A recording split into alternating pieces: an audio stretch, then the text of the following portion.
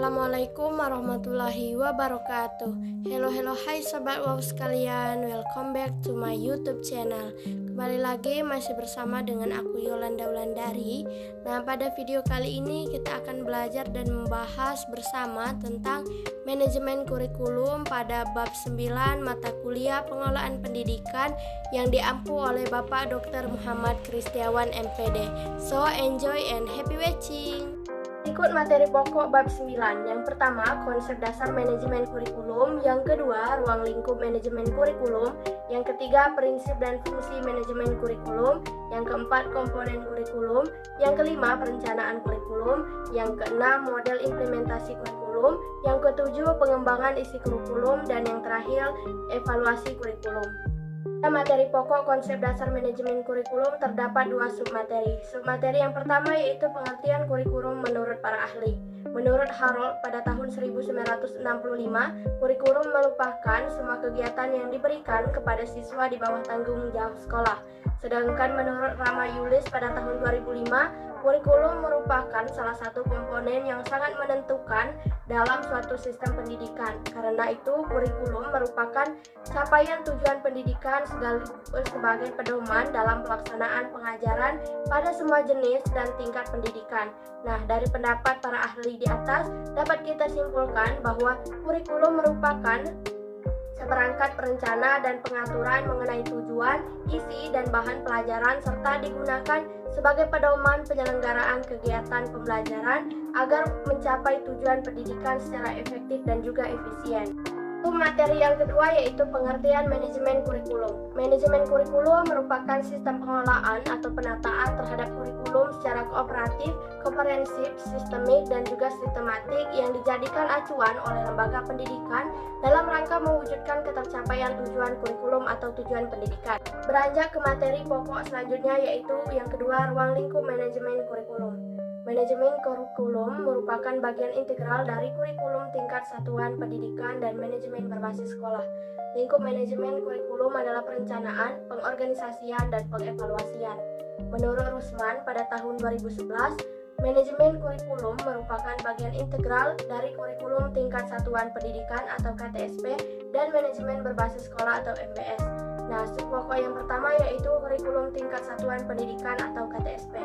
KTSP lebih mengutamakan untuk merealisasikan dan merefleksikan antara kurikulum nasional, standar kompetisi dasar dengan kebutuhan daerah dan kondisi sekolah yang bersangkutan, sehingga kurikulum tersebut merupakan kurikulum yang integritas dengan peserta didik maupun lingkungan di mana sekolah itu berada. Dalam konteks kurikulum tingkat satuan pendidikan atau KTSP dijelaskan secara operasional oleh Lestari pada tahun 2006 bahwa siklus manajemen pengembangan kurikulum di sekolah terdiri dari 4 tahap berikut.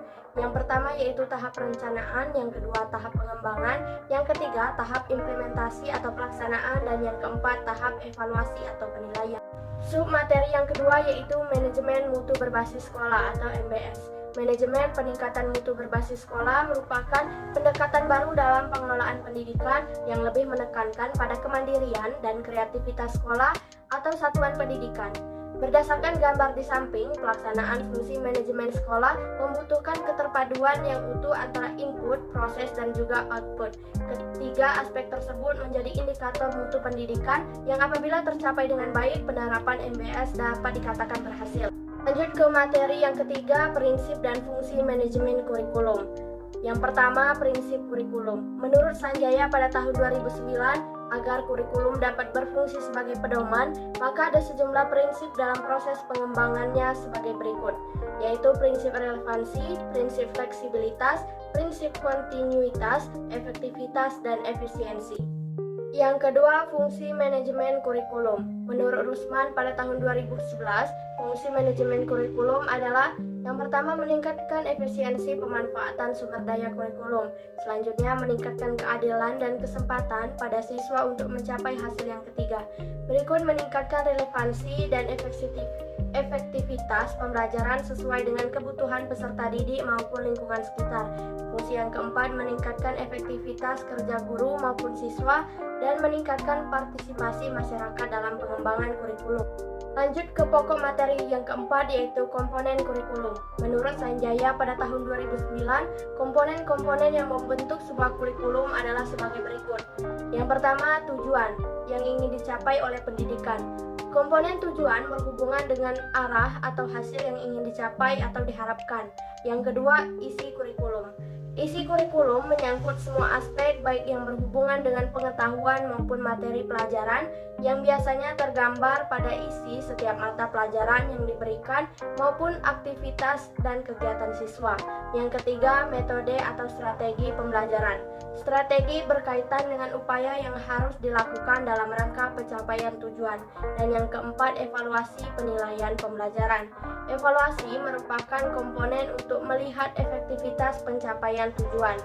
Beranjak ke materi selanjutnya, yaitu perencanaan kurikulum. 1. Pengertian perencanaan kurikulum.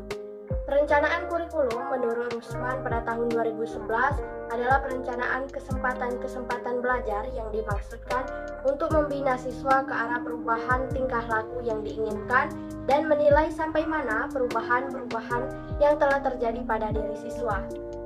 2. Perumusan tujuan kurikulum.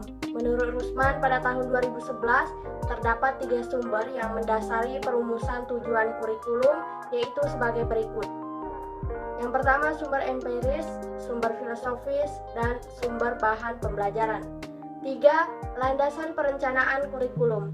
Menurut Rusman pada tahun 2011, landasan di dalam perencanaan kurikulum adalah sebagai berikut, yaitu kekuatan sosial, perlakuan pengetahuan, pertumbuhan dan pengembangan manusia.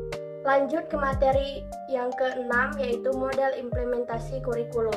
Miller dan Seller pada tahun 1985 menggolongkan model implementasi kurikulum menjadi 3 bagian, yaitu sebagai berikut.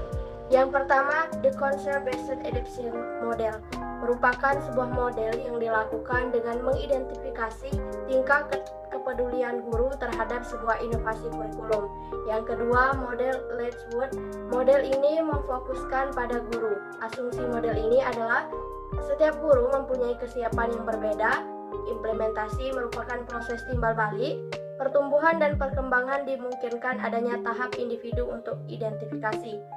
Yang ketiga, model Tory. Model ini untuk menggugah masyarakat mengadakan perubahan. Dengan model ini diharapkan adanya minat guru memanfaatkan perubahan. Selanjutnya yaitu materi pengembangan isi kurikulum. Adapun alur dari pengembangan isi kurikulum bisa Sobat Wow sekalian lihat pada gambar yang tertera di layar. Materi terakhir yaitu evaluasi kurikulum. Evaluasi kurikulum merupakan pemeriksaan secara terus-menerus untuk mendapatkan informasi yang meliputi siswa, guru, program pendidikan, proses pembelajaran untuk mengetahui tingkat perubahan pada siswa dan ketepatan keputusan tentang gambaran siswa dan efektivitas program. Yang dievaluasi adalah sebagai berikut. Yang pertama, proses analisis kebutuhan dan kelayakan. Yang kedua, proses perencanaan dan pengembangan. Yang ketiga, proses implementasi atau pelaksanaan. Yang keempat, proses evaluasi kurikulum. Dan yang kelima, proses perbaikan kurikulum. Scriven pada tahun 1967, evaluasi kurikulum dilakukan dengan evaluasi sumatif. Evaluasi sumatif ini memfokuskan pada hasil program secara keseluruhan. Ini bisa berasal dari dalam maupun luar sekolah. Evaluasi sumatif terdiri atas 2 pendekatan, yaitu sebagai berikut. Yang pertama, pendekatan sistem tertutup, dan yang kedua, pendekatan sistem terobosan. Selesai sudah pembahasan materi kita pada bab 9 ini. Semoga apa yang saya sampaikan bisa bermanfaat untuk kita semua. Mohon dimaafkan bila terjadi kesalahan dalam pengucapan dan sebagainya. Sobat Wow sekalian bisa mengerjakan evaluasi pada link yang saya letakkan di description box. Terima kasih saya ucapkan, sampai jumpa di video-video saya lainnya. Wassalamualaikum warahmatullahi wabarakatuh.